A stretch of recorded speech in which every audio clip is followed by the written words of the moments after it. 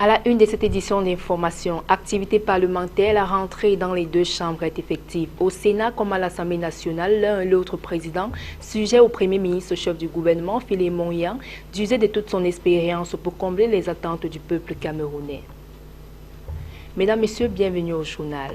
La région du littoral accueille son nouveau gouverneur, nommé le 23 octobre dernier par un décret du président de la République, Paul Biya. Son nouveau patron, Samuel Dieudonné Ivar Diboa, a pris les commandes ce vendredi à Douala sur la présidence du ministre de l'administration territoriale et de la décentralisation, René Emmanuel Sadi.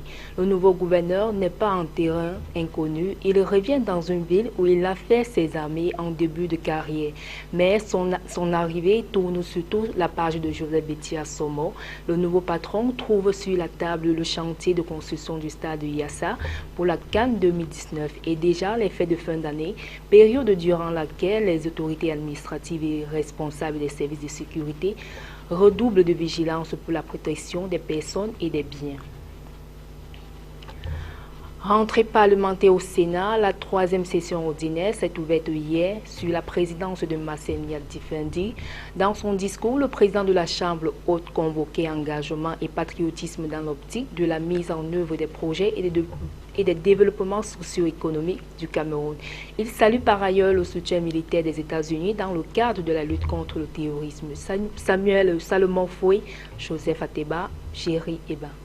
Après 4 mois de congé parlementaire, les sénateurs reprennent du service. C'est la salle de 1500 places du Palais des Congrès provisoirement occupée par les plénières du Sénat qui a servi de cadre au deuxième tableau de l'activité parlementaire dédiée à l'ouverture de la troisième et dernière session ordinaire de l'année législative en cours. Une session consacrée pour l'essentiel à l'examen et adoption de la loi des finances pour le compte de l'exercice 2016. Il s'agit d'un budget dont l'enveloppe annoncée est de 4 249,8 milliards de francs CFA, soit une augmentation de 503,2 milliards de francs CFA, comparativement au précédent budget. Au milieu d'un décor constitué de sénateurs, des députés conduits par l'honorable Kavaye Djibril, des membres du gouvernement avec à leur tête le Premier ministre chef du gouvernement, ceux de la Cour suprême et des diplomates accrédités à Yaoundé, Marcel Nial-Difendi, le président du Sénat, donne le ton de la présente session.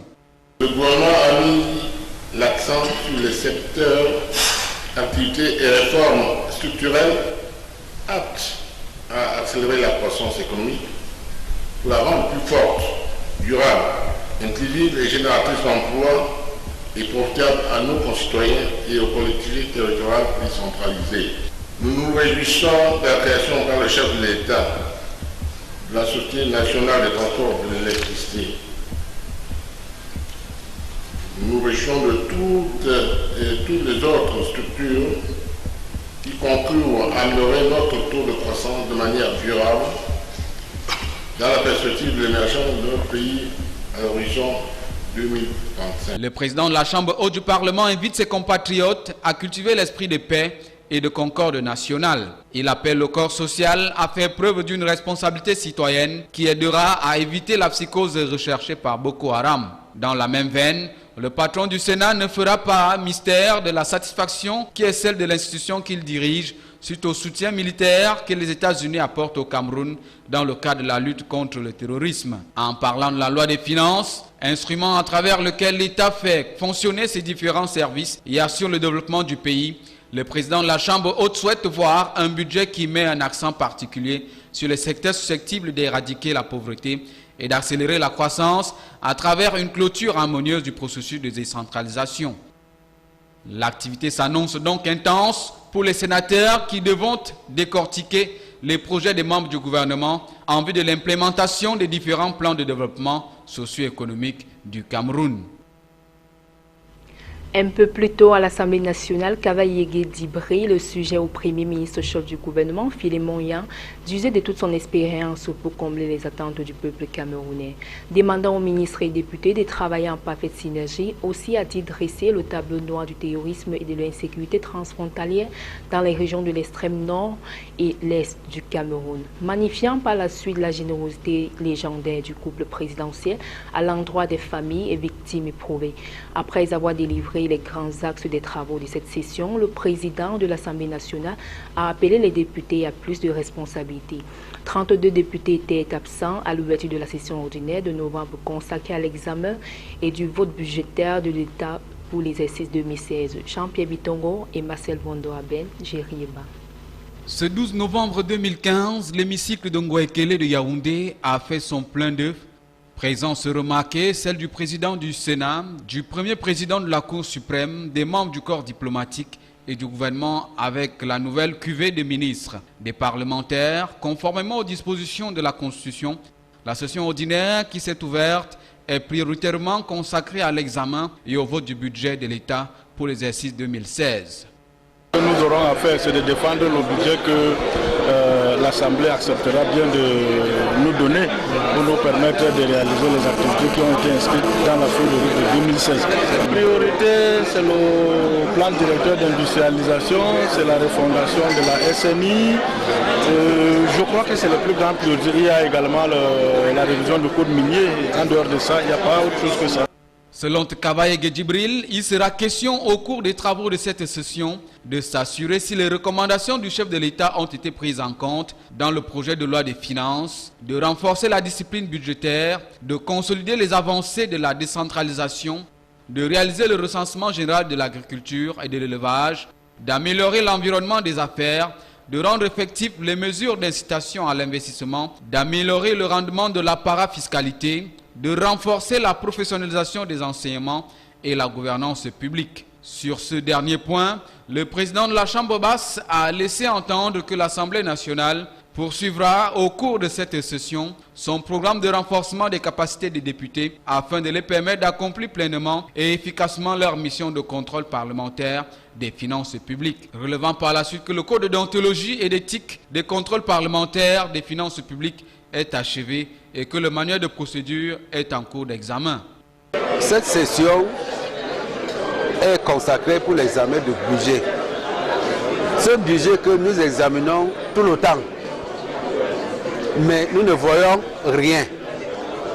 Nos routes sont maintenant des pistes. Le président de la République sort un plan d'urgence, comme si nous sortons d'une calamité. À la fin, le président de l'Assemblée nationale a exhorté ses collègues députés à rester plus que jamais concentrés sur ce qu'ils sont appelés à faire au cours de cette session, comptant bien entendu sur leur sens de responsabilité et de patriotisme.